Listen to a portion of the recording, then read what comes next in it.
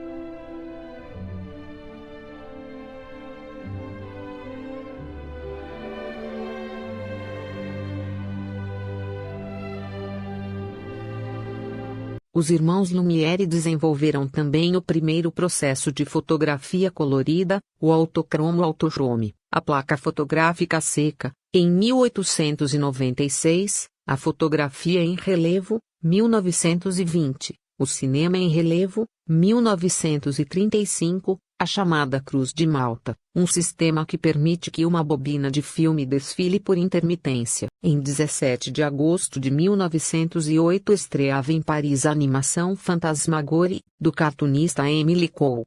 A película é considerada por muitos pesquisadores da sétima arte como o primeiro desenho animado da história.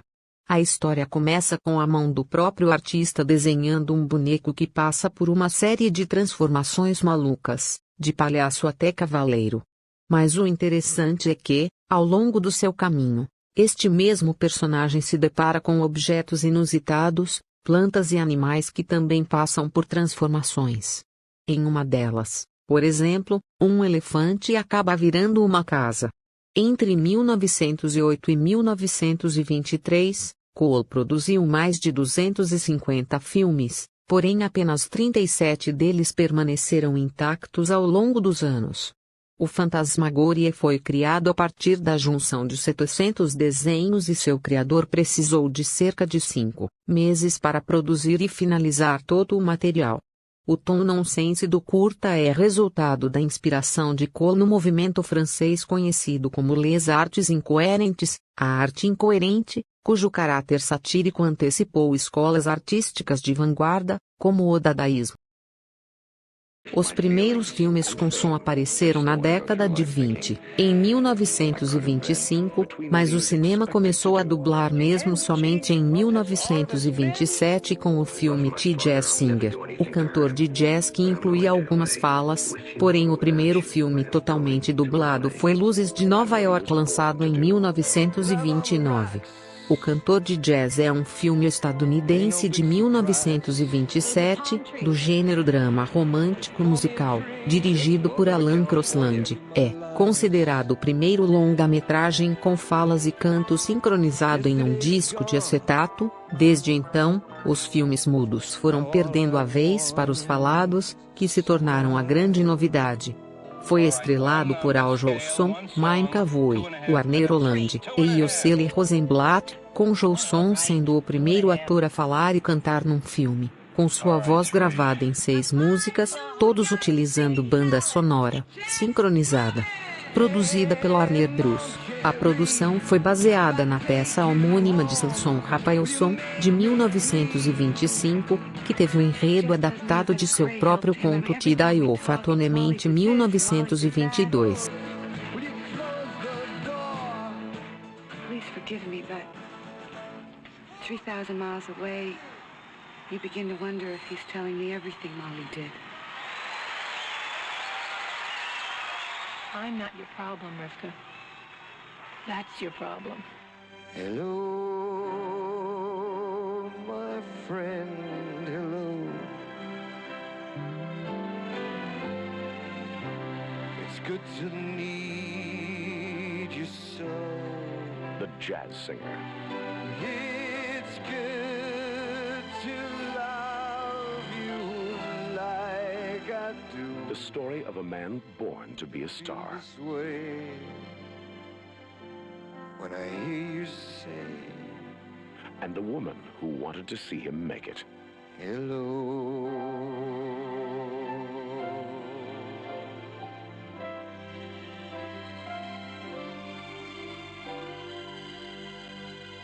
A very special happening this Christmas. Laurence Olivier, Lucy Arnaz, and Neil Diamond.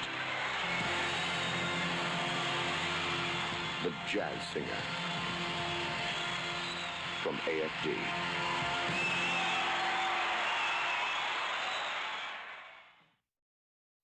A história da dublagem no Brasil começou em 1938. Chegava no país o filme Branca de Neve e os Sete Anões, da Disney. Até então, todos os filmes eram legendados. Os cantores Dalva de Oliveira e Carlos Galhardo foram convidados para dar vozes em português aos personagens, no que se tornou a primeira dublagem do país. Naqueles primórdios, os atores tinham de gravar todos juntos no estúdio, olhando para a tela sem a ajuda do som.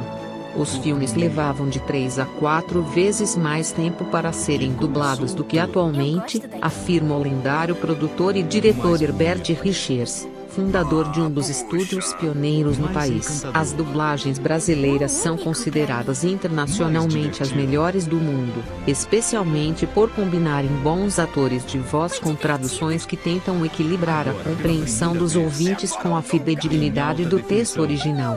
A dublagem é feita em estúdios de dublagem, com profissionais diversos, entre os quais os dubladores, que são aqueles que com sua voz e interpretação, substituem as vozes de obras estrangeiras por uma versão nacional. O termo dublagem vem do francês doublage, que significa substituição de voz.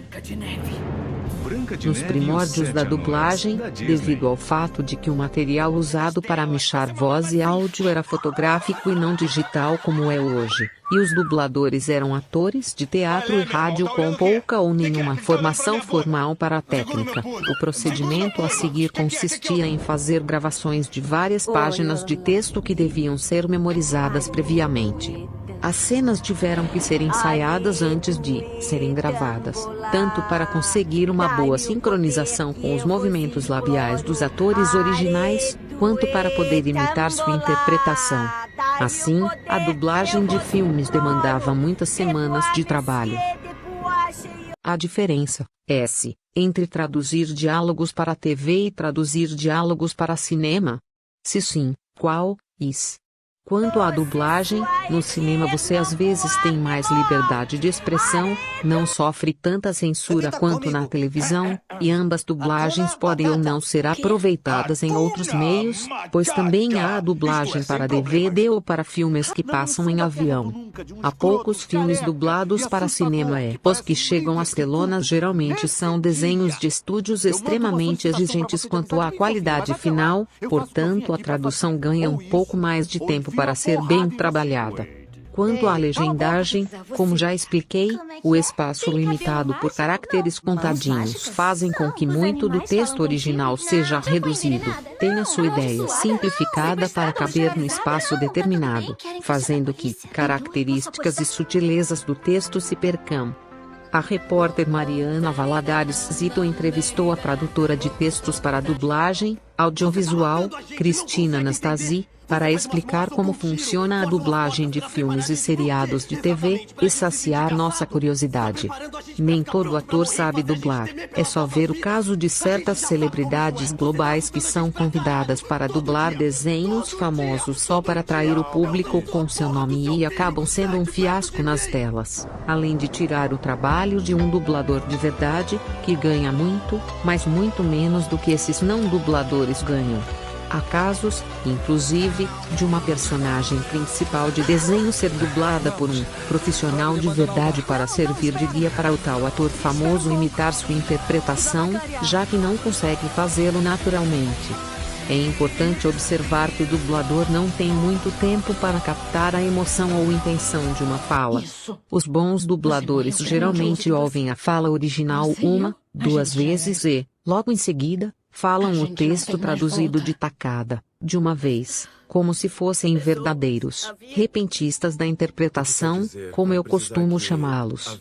No estúdio ficam apenas o dublador, que pode fazer a cena junto com outros colegas ou apenas sozinho, pois a equipe técnica cuida da montagem dos diálogos feitos separadamente, o diretor, uma bancada em que fica o texto traduzido, e um monitor de TV para que possa ver as cenas, geralmente fora de ordem, e assim reproduzi-las em português com perfeição quase instantânea. O Marcos Simões, por exemplo, tem um ritmo impressionante, além da versatilidade vocal e talento artístico. Pega a personagem com uma rapidez assustadora. Ele fez, por exemplo, o gênio do desenho Aladdin e dublar Robin Williams. Cá pra nós, não é pra qualquer um. As pessoas de um modo geral não têm a menor noção de como essa mágica acontece no estúdio. Sempre que explico essas coisas a pessoas que ignoram como tudo é feito ou têm preconceito a respeito, elas acabam ficando fascinadas. Costumo dizer que a boa dublagem é aquela que não é comentada, pois o que as pessoas gostam de fazer é criticar quando o trabalho está ruim. Há, inclusive, uma má vontade por parte da imprensa de um modo geral que adora atacar a dublagem brasileira, que, pouca gente sabe é considerada uma das melhores do mundo.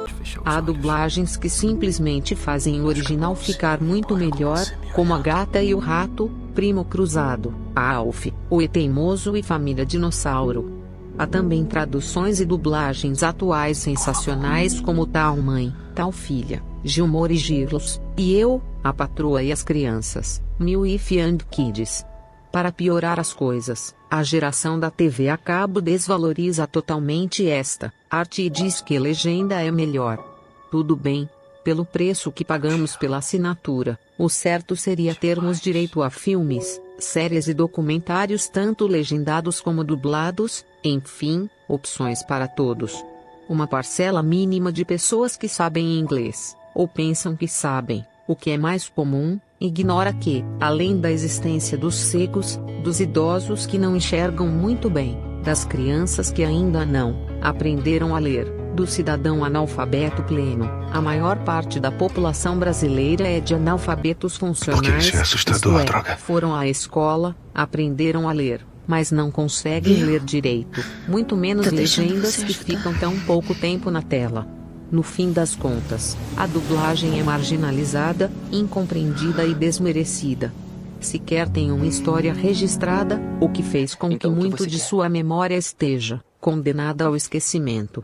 As redublagens, Por exemplo, apagam o registro Que se apaixone histórico do por mim. trabalho de profissionais do passado, e até fico incomodada que a categoria não perceba isso e faça alguma coisa para reverter esta situação. Felizmente estão sendo lançados boxes de DVDs com dublagens originais, o que garante que o talento de dubladores como os falecidos André Filho, ele fazia de tudo, do galã, de Casal 20 ao sotaque delicioso de um Sean Connery, ou Marcos Miranda, Clark Gable, seja preservado para a posteridade.